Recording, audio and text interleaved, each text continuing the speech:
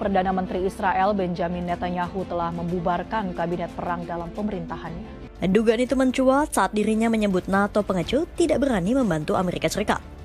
Kegeraman Trump itu ia sampaikan baik di akun Truth Socialnya maupun di dalam konferensi pers pada Jumat 20 Maret 2026. Ini syarat saya dari awal, saya akan ikut dalam proses perdamaian. Indonesia siap menyumbang pasukan perdamaian asal disetujui oleh PBB.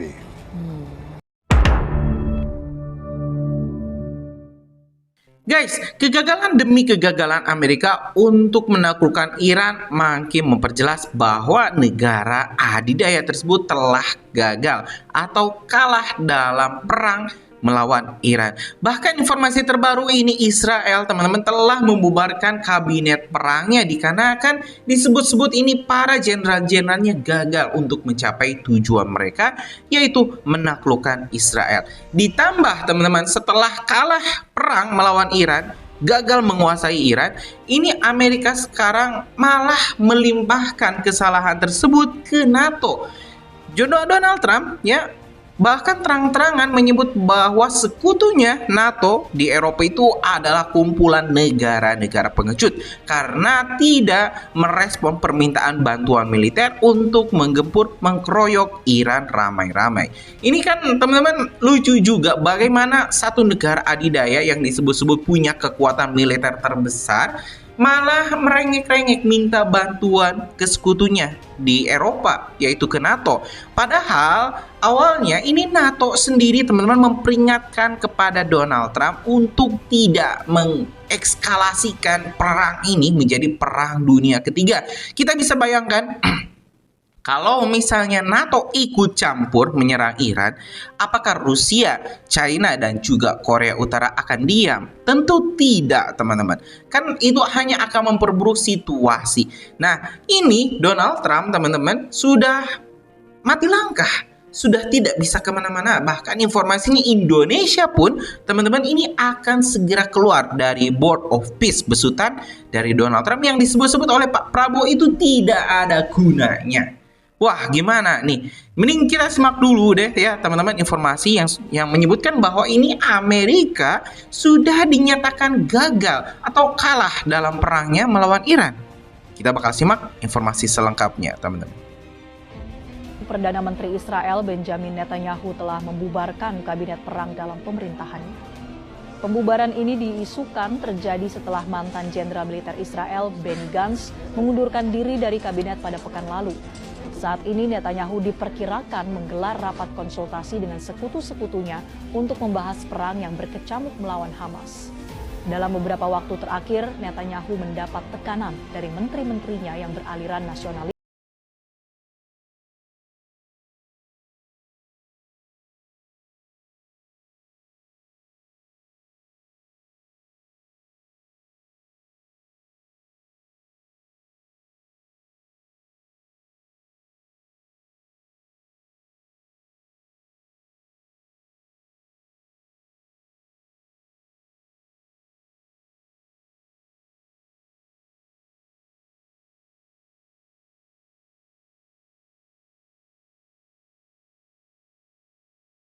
Dekat. Presiden Amerika Serikat Donald Trump secara tak langsung mengakui keterbatasan Washington dalam membuka Selat Hormuz tanpa bantuan NATO. Dugaan itu mencuat saat dirinya menyebut NATO pengecut tidak berani membantu Amerika Serikat. Kegeraman Trump itu ia sampaikan baik di akun Truth Socialnya maupun di dalam konferensi pers pada Jumat 20 Maret 2026. Di akun Truth Socialnya pada Jumat 20 Maret 2026, Trump menyebut bahwa NATO hanyalah macan kertas tanpa kehadiran Amerika Serikat. Pernyataan itu diungkapkan Trump sebagai bentuk kekesalannya karena NATO enggan membantu Amerika Serikat melawan Iran di Selat Hormuz. Namun pada hari yang sama, Trump justru melontarkan pernyataan yang membongkar fakta sebaliknya. Saat ditanya soal rencana membuka Selat Hormuz, Trump mengakui bahwa operasi itu membutuhkan banyak kapal perang dan volume kekuatan yang besar. Sesuatu yang tak bisa Amerika Serikat lakukan sendirian. Dan Trump mengakui NATO lah yang bisa membantu Amerika Serikat melakukan itu. It's a simple military maneuver. It's relatively safe, but you need a lot of help in the sense of you need ships, you need volume. And NATO could help us, but they so far haven't had the courage to do so. And others could help us, but, we don't use it. At a certain point, it'll open itself. Di ujung pernyataannya, Trump menyebut Selat Hormuz akan terbuka dengan sendirinya. Sebuah ironi yang menunjukkan Amerika Serikat tidak bisa membukanya dan seakan membiarkan waktu yang menentukan kapan selat sempit itu dibuka oleh Iran. Adapun Selat Hormuz sendiri ditutup Iran sebagai aksi balasan atas agresi gabungan Amerika Serikat dan Israel yang dimulai sejak 28 Februari 2026. Penutupan selat ini berdampak besar mengingat jalur itu menyumbang 1/5 pasokan minyak dunia, termasuk mencekik pasokan dan harga minyak di negara-negara Eropa. Sekutu Barat mengeluh membuat Trump kian frustrasi dan berbalik melontarkan kecaman. Trump menyebut negara-negara Eropa sekutu Washington hanya bisa mengeluh soal tingginya minyak, tapi terlalu pengecut untuk ikut terlibat dalam operasi militer. Sekutu Amerika Serikat itu masih dalam narasi yang pragmatis. Jerman, Inggris, Prancis, Italia, Belanda, Jepang, dan Kanada telah mengeluarkan pernyataan bersama pada Kamis 19 Maret 2026. Mereka berjanji akan bergabung dalam upaya pengamanan Selat Hormuz. Tapi dengan satu syarat tegas, pertempuran harus berhenti dulu. Bahwa harus ada deeskalasi, bukan keterlibatan militer baru dari Eropa.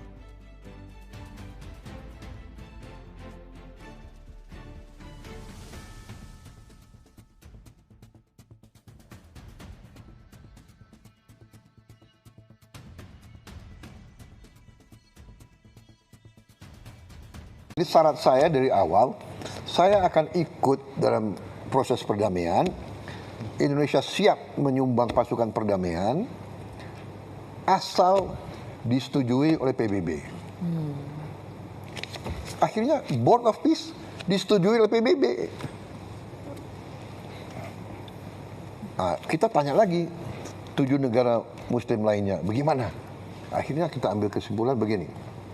Kalau kita di dalam, mungkin kita bisa pengaruhi dan membantu rakyat Palestina. Kita tahu tidak gampang.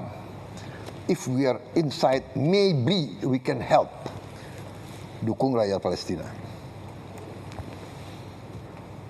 Kalau di luar, pasti nggak bisa. we cannot do. Jadi akhirnya kita putuskan kita masuk. Oke. Kemudian itu statusnya. Dan saya mengatakan selama kita di dalam BOP bisa bantu perjuangan rakyat Palestina, kita akan berusaha. Begitu kita ambil kesimpulan tidak ada harapan dan kontraproduktif, kita menilai kita habis waktu, habis energi dan tidak menguntungkan kepentingan nasional bangsa Indonesia, kita keluar. Itu kesepakatan kita bertujuh, tapi saya sudah ambil keputusan, saya tidak akan nunggu yang 7 negara lain. Kalau saya ambil keputusan, kalau saya ambil kesimpulan tidak ada manfaat, mereka sudah tahu saya akan keluar.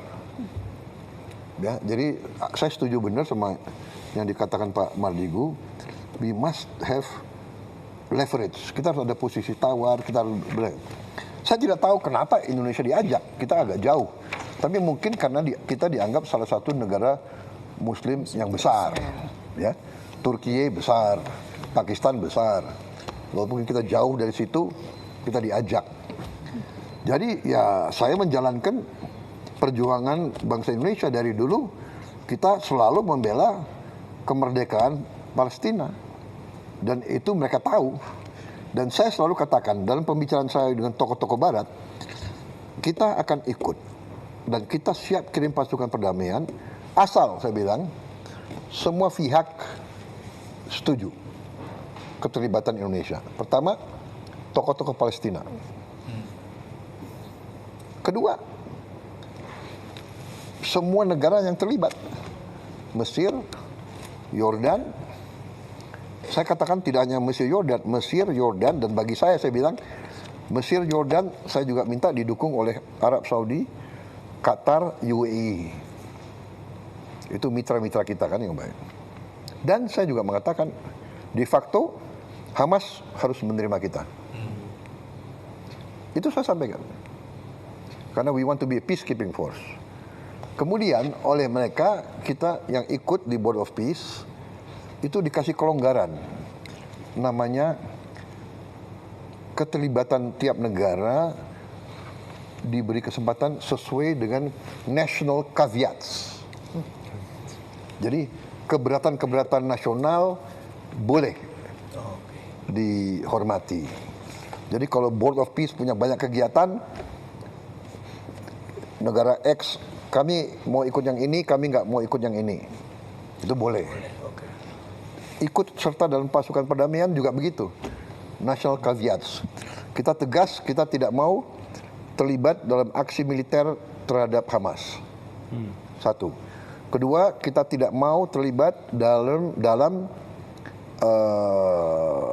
mengambil senjata di weaponization dari Hamas. Kita tidak mau ikut. Yang kita mau adalah menjaga rakyat sipil dari serangan manapun. Itu komitmen kita. Setelah terjadi perang begini, kita konsultasi, tapi de facto-nya adalah everything on hold. Ya, saya sudah umumkan. Menteri Luar Negeri sudah umumkan bahwa sekarang kita tangguhkan on hold. Kita tangguhkan semua sampai penjelasan lebih jelas. Ya, kalau memang tidak ada suasana damai, bagaimana kita terlibat? Ya, itu pertama. Tapi sekali lagi kita harus hitung benar apa yang bisa kita buat bantu rakyat Palestina. Karena kita memang sangat diharapkan.